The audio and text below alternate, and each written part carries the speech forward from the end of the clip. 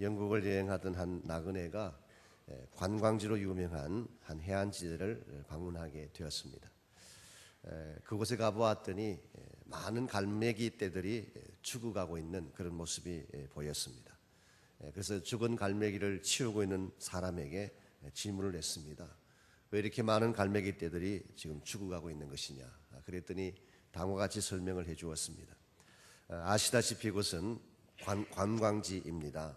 여름철이 되면 많은 관광객들이 찾아오는데 이 사람들이 갈매기에게 빵도 던져주고 과자도 던져주고 또 자기들이 먹다 남은 비프 저키 같은 것도 던져준다는 것입니다. 어떤 갈매기는 아예 사람의 손바닥에 올라와서 빵과 과자를 쪼아 먹기도 합니다. 이것이 재미가 있으니까 사람들은 또 더 열심히 빵과 과자를 그들에게 던져준 것입니다. 이렇게 하다 보니까 갈매기의 입맛이 달라진 것입니다.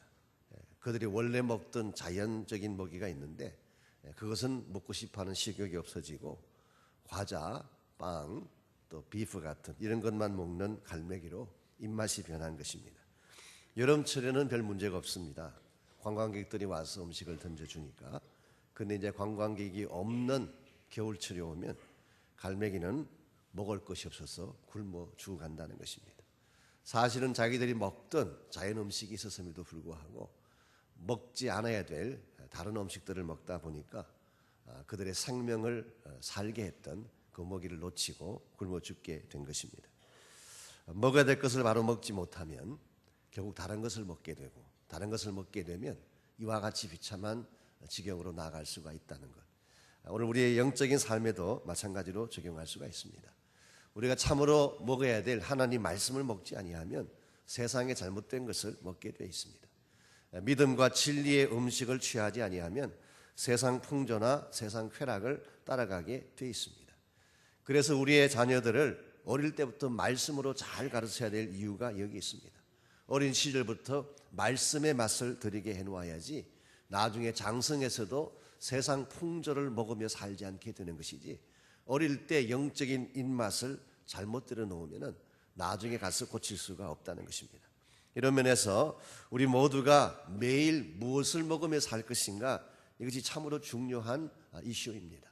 어제 주일 설교에서도 말씀을 드렸지만 사람이 떡만 먹으며 살아서는 안 됩니다.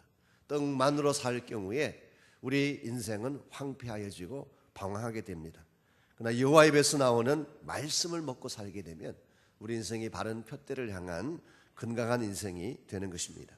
이런 의미에서 우리가 크리스찬 삶을 살아가면서 정말 우리 인생을 바르게 만들어주고 또 낭비하지 않게 하고 그리고 언제나 건강한 열매가 있는 삶을 살게 하는 가장 중요한 것은 하나님 말씀을 듣고 말씀대로 사는 삶입니다.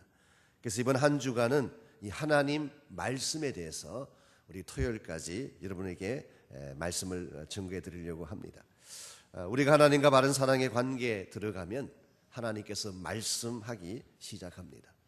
지금까지 공개하지 아니하셨던 하나님의 비밀을 하나씩 알려주시는 것입니다. 이 하나님의 비밀을 우리는 신학적으로 계시라고 합니다. 원래는 닫혀있던 것인데 하나님께서 뚜껑을 열어서 우리에게 공개해 주시는 것입니다. 우리가 사람을 만나서 대화를 나눌 때도 마찬가지입니다. 처음 만난 사람에게는 자신의 깊은 사연을 이야기하지 않습니다. 처음 만났을 때는 기껏 뭘 합니까? 인사를 나누는 정도예요. 굿모닝, 하이, 이게 이제 처음 만난 사람들이 나누는 대화의 모습이라고 할 수가 있습니다. 그러나 조금 더 가까워지면 뭘 이야기합니까? 팩트를 말하기 시작합니다. 뉴스에 대한 이야기, TV 봤던 이야기, 어제 최경주가 어떻게 됐다, 박세리가 어떻게 됐다, 이런 이야기들은 다 팩트에 대한 이야기입니다. 객관적인 이야기를 나누는 관계가 되죠. 그러다가 조금 더 가까워지게 되면 감정을 표현하는 단계로 나갑니다. 기분이 나쁘다, 좋다, 마음이 상했다, 또 조금 기분 나쁜 사람이 있으면 욕도 가끔씩 하는, 이것이 바로 좀 더 친해졌을 때 일어날 수 있는 현상이죠. 그러다가 진짜로 가까워지고 관계가 깊어지면 그때 비로소 자기 마음속에 있던, 자기 심령 속에 감추어 두었던 깊은 상처나 비밀을 터뜨려 내기 시작을 하는 것입니다. 하나님과 우리의 관계도 마찬가지입니다. 하나님과 사랑의 관계가 깊어지면 깊어지는 만큼 하나님은 더 깊은 차원의 말씀을 하시기 시작합니다. 우리가 처음 하나님 만났을 때는 하나님에 관한 것만 알다가 이제 하나님을 점점 만나지게 되면 그 심정을 알기 시작합니다. 하나님이 아파하시는 부분을 내가 깨닫기 시작합니다. 그리고 하나님이 무엇을 가장 기뻐하시는지를 알게 되는 순간 우리는 하나님의 초청을 받고 하나님이 시키시는 일을 감당하게 되는 것입니다. 그러므로 이제 우리가 하나님을 정말 만났다면 이제는 하나님과의 관계를 더 깊이 하면서 어떻게 하면 더 깊은 하나님의 말씀을, 하나님의 음성을 들을 수가 있을 것인가. 우리 하나님을 경험하는 삶이라는 그 교재에 보면은 하나님께서 우리에게 말씀하시는 채널이 4가지가 있습니다. 첫 번째가 성경이에요. 기록된 말씀을 통하여 하나님은 말씀하십니다. 두 번째 채널이 환경입니다. 때에 따라서는 역경이라고 하는 환경을 통하여, 고난이라고 하는 환경을 통하여, 우리에게 주어진 상황을 통하여 하나님은 말씀하십니다. 세 번째 채널이 기도입니다. 기도하는 중에 하나님이 음성을 들려주시고 말씀을 하십니다. 네 번째 채널이 교회입니다. 이 공동체를 통하여 말씀하십니다. 하나님의 교회를 통하여 하나님이 무엇을 원하시는지를 보여주기도 하시고 깨닫기도 하시는 것이죠. 이와 같이 4가지 채널을 통해서 하나님께서는 말씀하시는데 이 4가지 채널은 이제 이번 주간에 계속 하나씩 다룰 것입니다. 이 4가지 채널 가운데서 이 모든 것을 하나님이 다 사용하시는데 이 4가지 어느 채널을 사용하시건 언제나 빠뜨려서는 아니 될 가장 핵심적인 요소가 성령의 역사입니다. 성령을 통하지 않고는 하나님이 말씀하시지 않아요. 교회를 통해서 말씀하실 때도 성령을 통하여 말씀하십니다. 기도 중에 말씀하실 때도 성령을 통하여 말씀하십니다. 환경 가운데서 말씀하실 때도 성령을 통하여 말씀하십니다.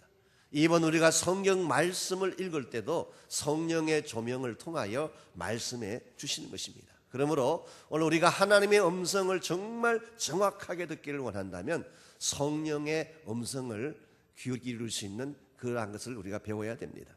성령은 우리 안에 거하시는 하나님이시죠.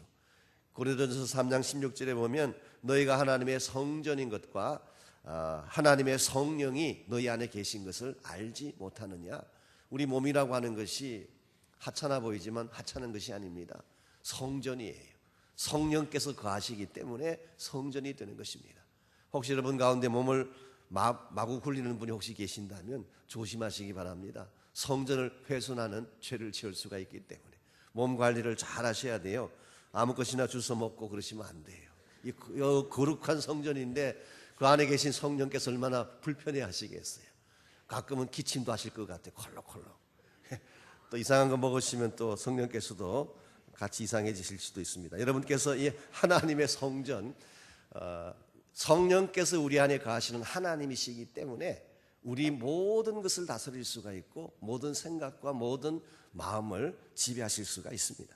뿐만 아니라 요한복음 14장과 16장에 보면 성령은 진리의 영이라고 했습니다.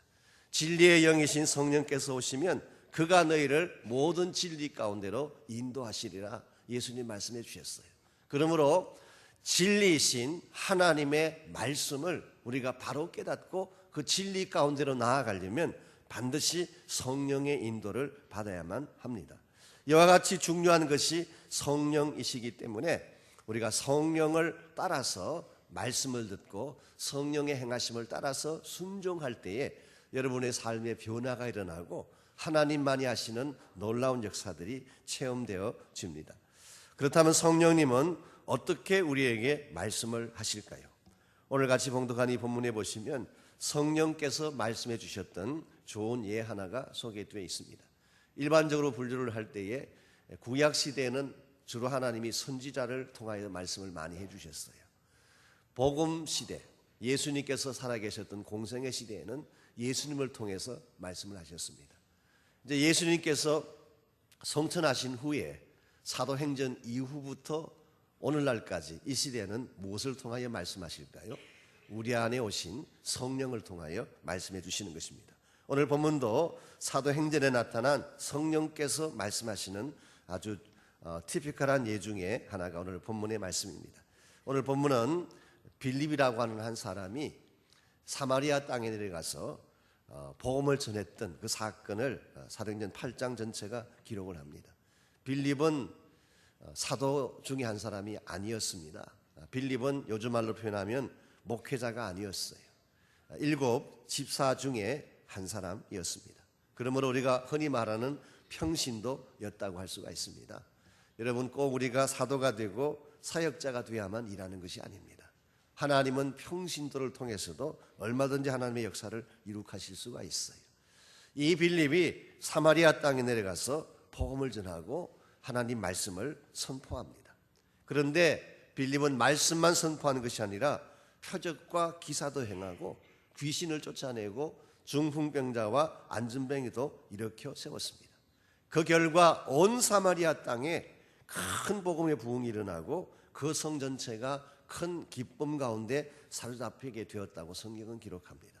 자, 무슨 능력이 이와 같은 사마리아 땅에 변화를 가져온 것입니까? 성령께서 하신 것입니다.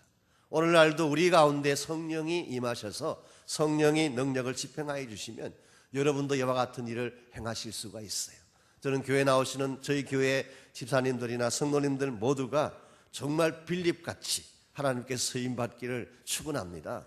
어디를 가시든 변화를 일으키는 능력자, 내가 일하는 것이 아니라 성령께서 일하심으로 귀신이 떠나가고 질병이 치유되어지고 복음의 역사들이 일어나는, 이것이 바로 빌립이 했던 중요한 사역입니다. 그런데 빌립이 이와 같이 사마리아 땅에서 일으켰던 부흥도 참 위대한 사역이지만 이보다 더 위대한 측면이 하나 더 있습니다. 그것이 무엇인지 아십니까? 빌립은 사마리아 땅에 엄청난 부흥을 일으켜 놓고도 성령께서 말씀하시자 그 모든 부흥의 현장을 그대로 내버려 놓고 한 사람을 만나기 위해서 광야로 내려갑니다. 여러분, 이거 결단코 쉬운 거 아니에요. 지금 사마리아 땅에 엄청난 부흥이 일어나고 수천 수만의 사람들이 몰려 들어와서 예수님 믿고 찬양을 하고 교회가 세워지고 이런 상황입니다. 그런데 어느 날 성령께서 빌립에게 나타나셔서 너가 이것을 떠나 가사라고 하는 지역으로 내려가라. 내려가 보았더니 그것은 광야였어요. 왜 내려가라고 하셨습니까? 에티오피아 넷이 한 사람을 만나게 하기 위해서. 아마 우리 같으면 순종 안 했을 수도 있습니다. 하나님, 한번 숫자를 가지고 비교해 보십시오. 여기는 수천 명이 있고 광야에는 한 명인데 왜 제가 이 큰 사역을 놓고 광야로 내려가야 됩니까? 우리가 얼마든지 합리적으로 또 수치를 가지고 따질 수도 있을 것입니다만은 오늘 본문 보니까 빌립은 한마디도 거역하지 않습니다. 가라고 하니까 갔어요. 만나라고 하니까 만났어요. 그리고 그에게 복음을 전하라고 하니까 복음을 전했습니다. 그 결과 에티오피아 내시가 예수님을 영접하고 침례받고 크리스찬이 되어서 자기 나라로 돌아갔습니다. 이 사람이 자기 나라 에티오피아로 돌아가서 무엇을 했을까요? 당연히 그곳에 교회를 세웠을 것입니다. 그러므로 빌립은 하나님께서 유대 땅이나 팔레스타인 지역이나 유럽만이 아니라 저 먼 땅 아프리카 지역에까지도 복음을 전거해서 그곳에 복음의 부흥을 일으키는 이 하나님의 계획 속에 빌립이 쓰임을 받은 것입니다. 에티오피아라고 하는 이 지역은 우리 구약 성경에 나오는 구스라고 하는 지역과 동일한 지역입니다. 이사야 11장 11절에 보면 메시아가 오시게 되면 메시아닉 비전의 성취 중에 하나가 구스 사람들이 하나님께로 돌아오는 것이라고 했어요. 바로 이 하나님의 오래전에 마음에 품으셨던 큰 사이즈의 비전이 이 빌립이 성령의 순종함으로 말미암아 이루어지게 된 것입니다. 오늘 여러분들, 하나님 성령께서 나에게 말씀하시면 순종해야 돼요. 내 생각에는 맞지 않는 것 같아도, 나의 이성적인 판단에는 맞지 않는 것 같아도 성령께서 나의 마음속에 말씀하시면 순종할 때 내가 생각한 것보다 훨씬 더 큰 차원의 사역과 하나님의 비전을 이루는 그러한 사역자가 될 수가 있습니다. 오늘 말씀 속에서 빌립은 성령의 음성을 잘 듣고 순종을 했는데, 오늘 본문을 중심으로 성령께서 우리에게 말씀하신다면 어떤 특징을 가지고 말씀해 주실까?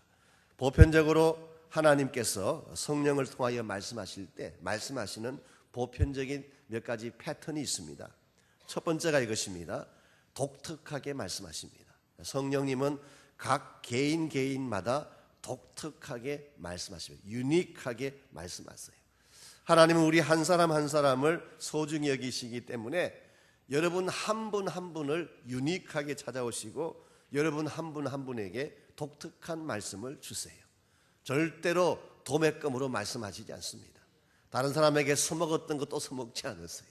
하나님은 기계적으로 일하시는 하나님이 아니라 퍼스널하게 유니크하게 일하시는 하나님이시기 때문에. 근데 하나님께서 모세에게 말씀을 하실 때 홍해 앞에 섰습니다. 홍해라는 큰 문제가 있을 때에 하나님은 모세에게 뭐라고 말씀하셨습니까? 내 손에 들린 지팡이를 든 이 손을 내밀라, 그렇게 말씀하셨어요.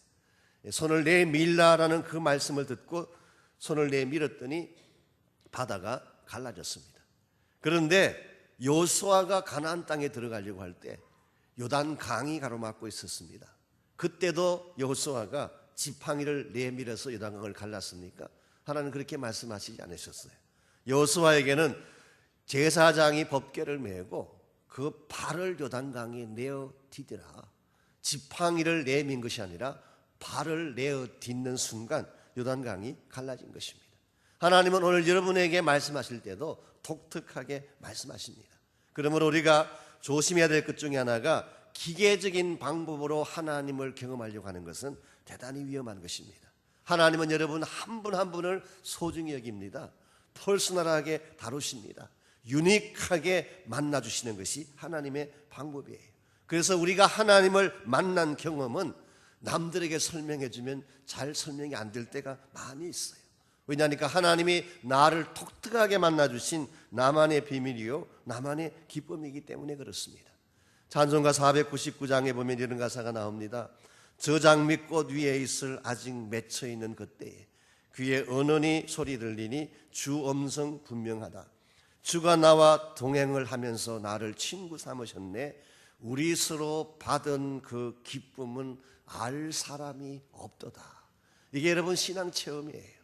여러분이 하나님을 만나서 큐티를 하실 때에 하나님과 여러분만이 아는 비밀스러운 기쁨이 있어야 돼요. 누구에게 객관화시킬 수 없는, 누구에게 이렇다라고 이야기할 수 없지만 그러나 나만이 누리고 있는 독특한 기쁨과 축복이 여러분에게 임해야 됩니다. 오늘 이 새벽에 여러분께서 주의 음성 듣기 위해 나오셨는데 이 새벽에 하나님이 여러분에게만 말씀하시는 하나님의 음성을 들으시기를 바랍니다. 이것이 얼마나 큰 기쁨이고 축복인지 알 수가 없습니다. 두 번째로 하나님은 구체적으로 말씀하십니다. 성령을 통하여 구체적으로 말씀하십니다. 오늘 본문의 빌립의 케이스를 보시면 하나님은 절대로 추상적으로 애매모호하게 말씀하시지 않고 아주 구체적으로 하나하나를 말씀하십니다. 26절에 보면 예루살렘에서 가사까지 가라, 지명을 딱 지적하셔서 말씀해 주세요. 갔더니 이디오피아 내시가 있었습니다. 29절에 보면 병거로 가까이 나아가라. 나아갔더니 그 이디오피아 내시가 선지자의 글을 읽고 있습니다. 그런데 글을 읽고 있는데 내용의 뜻을 이해하지 못한 채 읽고 있습니다. 가만히 들여다보니까 이사야 53장을 읽고 있어요. 그때에 빌립이 그 내용의 주인공, 바로 이사야 53장에 기록된 바로 그 종이 예수 그리스도인 것을 소개해주고 복음을 전합니다. 그 결과 그 자리에서 내려와서 침례를 받고 이제 크리스찬이 돼서 돌아가게 한. 여러분 여기에 보게 되면 하나님이 빌립에게 말씀하시는 것은 한 단계 한 단계 구체적이었습니다. 그러므로 오늘 여러분들께서 하나님의 음성을 들을 때에 한 말씀 한 말씀을 다 들어야 돼요. 놓치면 안 돼요. 여러분이 하나님이 구체적인 말씀을 해주시는데 그것을 놓치면 놓치는 만큼 하나님을 경험할 기회를 놓치는 것입니다. 하나님 말씀은 한 개도 땅에 떨어지게 하면 안 돼요. 사무엘상 3장 19절에 보면 사무엘은 어릴 적부터 하나님 말씀을 들으며 자랐는데 이 3장 19절에 이런 내용이 나옵니다. 여호와께서 함께 계셔서 그 말로 하나도 땅에 떨어지지 않게 하셨다. 이 사무엘이 하나님 말씀을 듣는데 그 말씀을 한 개도 놓지 않고 가슴에 새겨 놓았더니 하나님께서 그 말씀이 한 개도 헛되이 지나가지 않도록 다 성취시켜 주시고 이루어 주셨다, 그 말이에요. 이것이 사실은 사무엘이 성공했던 비결입니다. 하나님은 여러분에게 말씀하십니다. 주일 예배를 통하여 말씀하기도 하고, 여러분이 홀로 하나님 앞에 나와서 큐티를 하실 때 말씀하시기도 하고, 제자 훈련을 통하여 말씀하시기도 하고, 여러 채널을 통해서 말씀하시는데 그 구체적인 말씀을 놓치지 아니하고 나의 말씀으로 받아들일 때, 그때 하나님이 주시는 능력의 역사가 여러분의 소유가 되는 것입니다. 저희 교회 우리 홍대난 수입사님 아시는 분은 아시겠지만 그 아들 사위 다 선교사로 만드시고, 그것도 부족하셔가지고 손자들까지도 선교사로, 손자 손녀까지. 우리 그 첫 손자가 데이빗인데 걔가 사실은 선교 가고 싶지 않아 했던 애 중에 하나입니다. 근데 할아버지가 할머니가 늘 기도하면서 선교 갈 것을 원하니까 안 갈 수도 없고 또 가려니까 마음은 부담스럽고, 그때 이 홍대현 집사님이 하나님이 보여주셨던, 하나님이 이 할아버지에게 보여주셨던 아주 구체적인 그 하나님이 보여주신 환상을 그대로 이야기를 다 해줬어요. 심지어는 그가 가게 될 곳, 어디로 갈지, 그리고 그가 기거하게 될 집까지 구체적으로 다 하나님 보여주셨고 그것을 그대로 이야기를 해줬는데, 실제로 가보았더니 본 그대로 있더라는 것입니다. 여기서 애가 완전히 깨어진 거예요. 그래서 할아버지 선교 가겠다고 지금 중국에 가서 또 일본을 다니면서 얼마나 YM 사역을 열심히 하고 있는지 저에게 가끔 이메일이 옵니다. 그 내용들을 읽어보면은 정말 기특할 정도로 사역을 잘하고 있어요. 하나님이 말씀하신 것을 놓치지 아니할 때 하나님 앞에 쓰임받게 되는 줄 믿습니다. 그러므로 여러분에게도 하나님 말씀하실 때는 말씀을 놓치지 마세요. 구체적으로 그 말씀을 여러분에게 적용하시기를 바랍니다. 세 번째로, 말씀하시는 순간이 바로 하나님의 시간입니다. 말씀하시는 바로 그때가 하나님의 타이밍이에요. 하나님은 말씀만 하시고 가만히 계시는 분이 아닙니다. 말씀하셨으면 바로 그 순간 그 말씀이 현실이 되게 하시는 분입니다. 모세가 말씀하신 대로, 하나님께서 말씀하신 그대로 손을 내미는 순간 뭐가 일어났습니까? 홍해가 갈라지는 순간이었어요. 온 이스라엘 백성이 하나님 말씀을 순종해서 함성을 내어 지르는 그 순간이 여리고가 무너지는 순간이었습니다. 오늘 말씀 속에서도 마찬가지입니다. 빌립이 말씀을 따라서 광야로 내려간 그 순간이 한 영혼이 구원받는 순간이었습니다. 그러므로 하나님 오늘 나에게 말씀하셨으면 말씀하시는 그 순간이 여러분이 즉각 응답해야 될 순간이에요. 미루시면 안 돼요. 미루시면 하나님의 역사를 놓칠 가능성이 있기 때문에, 하나님이 오늘 나에게 말씀하셨으면 바로 그 순간이 내가 그 말씀을 순종하고 행해야 될 바로 그때입니다. 하나님의 타이밍을 놓치게 되면 여러분 하나님의 역사를 맛볼 수가 없게 됩니다. 하나님이 말씀하시면 그때 바로 이 시간이 나에게 이것을 행하라는 시간이구나 라고 믿고 그 말씀을 순종하면 바로 그 말씀의 능력이 여러분의 것이 될 수가 있습니다. 마지막 네 번째 특징은 성령께서는 이와 같이 말씀을 하신 후에 마지막으로 계속 여러분의 삶을 이끌어 가십니다. 성령은 말씀하시고 흔히 우리가 말하듯이 일거리 주시고 일 시키신 후에 떠나가신 성령님이 아닙니다. 빌립이 사마리아 사역을 두고 광야로 내려가서 한 영혼에게 복음을 전하라고 하는 그 말씀을 순종을 했습니다. 이제 이디오피아 내시가 복음을 듣고 구원받아서 본국으로 돌아갔는데 성령께서는 여기까지만 일하시고 떠나신 것이 아닙니다. 오늘 같이 읽었던 39절에 보면은 둘이 물에서 올라올새 주의 영이 빌립을 이끌어 간지라. 물론 이 말씀은 여러 가지 많은 해석이 있긴 합니다만은 성령께서 빌립을 사로잡으셔서 어디론가 데려갔다, 그런 의미를 담고 있습니다. 이 말은 성령께서 빌립과 이 일 이후에도 계속 동행하시면서 계속 말씀하시면서 계속 하나님의 역사를 이루게 하셨다, 그런 뜻입니다. 오늘 하나님은 여러분들에게 일만 시키고 일이 완수되어지면 됐다고 말씀하시는 분이 아니라, 더 정확하게 표현을 하면은 하나님은 여러분이 완수하시는 일보다도 여러분과 같이 있고 싶어 하는 것을 더 원하십니다. 여러분과 같이 동행하는 것을 더 기뻐하세요. 하나님이 정말 여러분에게서 원하는 것은 일이 아니라 그분과 지속적인 교제를 나누는 것입니다. 그렇게 함으로써 하나님이 여러분의 삶을 어디로 인도하든지 하나님 사이지에 놀라운 일들이 벌어지게 하고, 그리함으로 하나님을 경험케 하는 것이 성령께서 오늘도 우리 가운데 행하시는 사역의 모습입니다. 여러분들은 매일 아침 혹은 매일매일 하나님의 음성을 들으며 살고 계십니까? 여러분, 하나님의 음성이 더 이상 들려오지 않는다면 여러분 영성에 심각한 문제가 생긴 것입니다. 오늘 너무나 많은 분들이 여기에 대해서 시리어스하게 생각을 안 하세요. 그리스도인이 되었는데 하나님의 음성 듣지 않고 하루의 삶을 시작한다는 것은 이건 너무나 위험한 그런 시도가 아닐 수가 없습니다. 하나님의 음성이 끊어지면 우리는 길을 잃어버리게 됩니다. 하나님의 음성이 끊어지면 우리는 떠돌이가 되고 고아가 되는 것입니다. 그러므로 정말 우리를 사랑하시기 때문에 말씀하시는 하나님, 내 앞길을 열어주시기 위해서 말씀하시는 하나님, 내가 스스로 열지 못할 그러한 막혀있는 길들을 환한 번성의 길로, 축복의 길로 열어주시기 위해서 오늘 또 찾아오셔서 말씀하시는 하나님, 우리는 이 하나님의 말씀을 소중히 여겨야 됩니다. 한 말씀 한 말씀을 놓치지 마십시오. 그리고 오늘 말씀하시는 이 순간이 바로 하나님의 시간입니다. 오늘 순종하십시오. 지금 순종하십시오.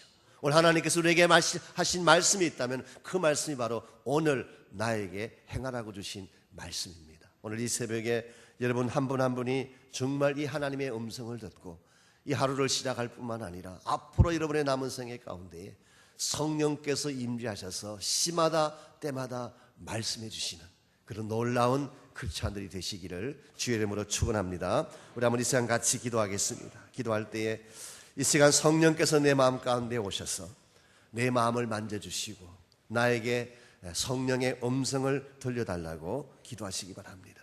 주여 말씀하옵소서, 종이 듣겠나이다. 주의 음성을 사모하는 마음으로 이 시간 주 앞에 나가서 하나님의 음성을 사모하며 간구할 때에 오늘 이 아침 하나님 여러분에게 꼭 필요한 음성을 반드시 들려주실 것입니다. 여러분의 상황이 어떠하든지, 여러분이 가지고 있는 문제가 어떠하든지 바로 그 문제 가운데 말씀하시는 성령의 음성을 이 아침 들으시기 바랍니다. 저희 교회를 향하여 말씀하시는 성령의 음성이 있습니다. 이 성령의 음성을 듣는 저희 교회가 되기를 바랍니다. 우리 시간 한번 마음을 열고 성령께서 오시옵소서, 말씀하여 주시옵소서. 내가 깨닫지 못한 것 있다면 깨닫게 하여 주시고, 내가 행하지 못한 것이 있다면 책망하여 주시고, 내가 알지 못했기 때문에 원망하고 힘들었던 부분이 있다면 알게 해주셔서 찬송하며 주를 바라보게 해달라고 우리 한번